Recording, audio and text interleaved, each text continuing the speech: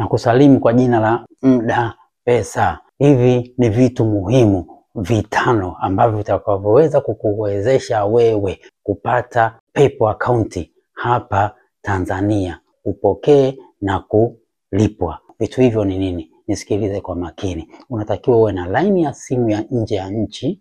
2, unatakiwa uwe na akaunti ya benki ya online ambayo ni ya Kimarekani. Na 3, unatakiwa uwe na Gmail mpya ambayo hujawahi kuombea PayPal. 4, unatakiwa uwe na website pendwa ambayo itakuwezesha wewe kununua line ya simu ya nje ya nchi, kwa sababu nyingine ni fake. Na nyingine cha 5 cha mwisho na ni kizuri, jinsi ya kuweka pesa katika hii website. Fuatana na mimi hapa Mda Pesa, utayajua yote. Ndio masomo naenda kufundisha. Nitakufundisha katika stage hizo 5 zote